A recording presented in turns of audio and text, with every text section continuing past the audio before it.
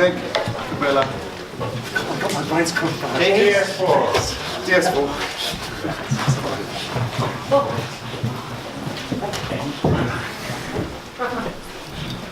You set? I'd like to welcome you to DS4. Three of us will be talking about ourselves in a moment. I just want to introduce the broad question we're looking at really is how to make architecture within the frame of the Anthropocene, and how one can work from that landscape view towards the design of structures, buildings, and actually working one-to-one with materials. Last year we worked in Estonia, and this year we're going to be working in Bosnia. Our interest is in the borders of Europe, the eastern edges, often kind of post-conflict, post-Soviet landscapes, and also areas with kind of disused, abandoned infrastructures. So first off, we're each going to tell you a little bit about ourselves. If I can get this working. Yeah. I'm Nicholas. I'm from London. I live very close to the centre. This is a booth map of London, which shows the poverty divisions across the city, which haven't really changed in the last 100 years or so. Primarily, I practice as Boyarsky Mafia architects. We build houses, we work on larger scale eco-urban projects and sort of public buildings as well. So this is a small range of what we do. I'm also have been involved in writing, producing books, editing magazines, and researching latterly in the Asian city, the sort of informal urbanism. And earlier this year I completed a practice-based PhD called Serious Play, which is looking at the notion of practice as play, based on our own work and research. I've done a lot of teaching over the years. This is my crude map of the world showing different places I've been involved in teaching. Often collaborative ventures, which we're going to describe a little later. So I'm Camila Sotomayor. I know these two guys for ages now, isn't it? So like eight, 9 years. Nicholas was my professor in 2008. And then we worked together at the Bartlett in the urban design program where I'm been teaching there since then. I'm originally from the south of Chile, which this is the south of Chile, and the United States, hence the accent. And what I've been doing for the last 4 or 5 years is PhD in architectural design at the Bartlett, which deals with decay as a positive material. And I'm the founder of the DoD, the Department of Decay, which is the project that I'm going to be submitting in about a couple months. Essentially looking at how the very material and concept of decay is an affirmative with great potential, not just within architecture, but with regards to basically any aspect of life or death. And so these are a couple of the projects that I've been doing, and I play around with scale very much, which kind of leads into what we do in the studio, because sort of to look at the whole and parts.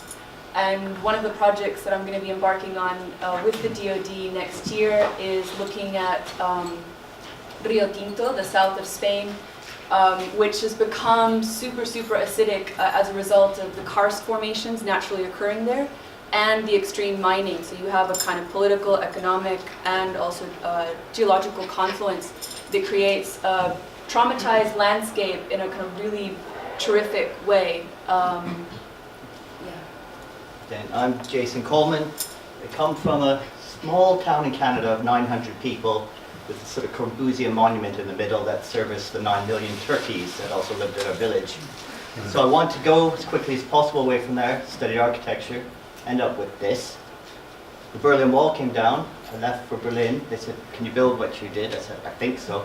So I said, "Okay." So they had me build, I think it was 192 flats. After that, I said a bit bigger, 320, and then 8,000. So I thought that was getting a bit large, so I left Berlin, came back to London. That's where I met Nicholas. It was Europan we did at the time, which won the prize in Den Haag. And at the same time, I met another man who I've been working with ever since, Robert Dye, and we're practicing architects in London, building basically housing, one-off houses. this one, for example. That's who we are. So to kind of jump right into the kind of concepts and things that we're fascinated with and that you will be sort of exploring with us, we kind of enter into an understanding of space through the concept of the Anthropocene. But very much it's not something that you would sort of normatively understand the Anthropocene as being. So we take a kind of perverse view of it, where we look at our human position within space to understand a kind of calculus that emerges from the effects of our occupation. So what we're cycling through here are sort of landscapes at a variety of scales that each relate to each other. But very much this trauma we interpret as being positive and sort of very rich in potential.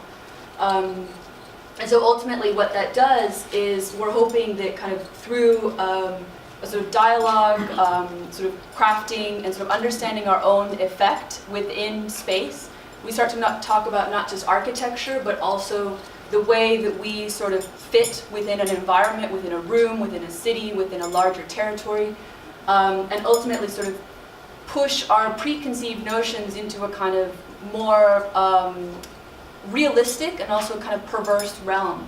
So some of these examples, just to describe what we're looking at, we take sort of real interest in effects of, like, for example, what's been happening in Saudi Arabia as a result of pivot point irrigation, where you see over the course of a very short time what we consider to be a desert completely change into a landscape that would possibly exist on the complete other side of the world. So these kind of confluences are very much what we want to kind of engage with you and sort of understand them as both within their whole, but also within their parts. Again, spatially, through drawing, through making, and also through our sort of physical occupation and our impact in space. So these are some of the things that we sort of, the three of us are sort of fascinated by, especially with regards to methodology. So I don't know if you all are familiar with the work of Trevor Paglen, but he investigated secret societies as a result of the CIA and the FBI in the United States. And they all have these sort of really weird, kooky sort of logos. So don't ask, not your fucking business. They were all sanctioned, sort of legally sanctioned by the U.S. To kind of set out covert operations elsewhere in the world. So you have this idea about sort of something physically within your environment that relates quite deeply to something else, whether it be like a black site or whether it be, again, irrigation. And so these are some of the student work that we had last year and that kind of we've been doing for ages, many years. So some of these are like, so this is looking at Lake Mardu in Estonia, where you had a kind of prison, a Soviet prison camp, and the lake had undergone a forced filling after the prison was abandoned. So we very much understand space as a result of human action, which inevitably also turns back to kind of say something about ourselves. So these are sort of the kind of, and you get a kind of cross-section or an idea about the types of visuals. So pretty much all of the student work that you're going to see here was a language developed by the students themselves. So we will kind of throw things at you and expect you all to kind of be commanders of your own ship in a sense. So very much we depend on a kind of dialogue between you and us to kind of explain what you all are obsessed about or fascinated by or troubled by. And then we will, we'll sort of jump in with you. I'm going to talk a little bit about the culture and how we work. I think it's important, and we sort of understand our students through the years as a type of collective brain, so that it's not us teaching and instructing, it's you participating, that you're as much part of it as us in the thinking and the development of where we're headed. So when we talk a lot about how do you think, how do you get to an idea, what are the ways we can work in this world, and what it's not designed as an end, a preconceived end, but how do you get to different ideas what design is? So what's become very integral to the unit over the years is the idea of action in many ways, for actually physically using your body, your hands, your brain in the act of making architecture. This is Christiania, which is now a city, which just happened by some people bashing down the fence. But this has pervaded the unit, the idea that your hands have as much intelligence as your brain, your body has as much in design thinking.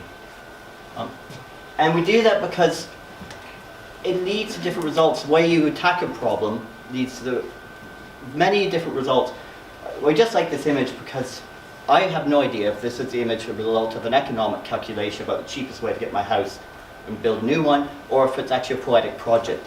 It actually isn't quite relevant, but what's relevant is the thinking that went behind and how do you arrive at a project, and that's what we're quite interested in.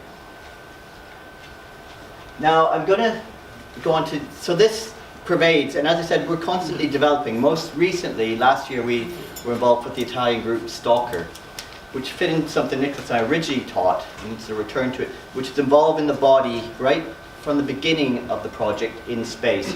Stalker walks landscapes, and that's somewhere in there, some of our students and 70 others last year walking 54 kilometers across Estonia over 2 days.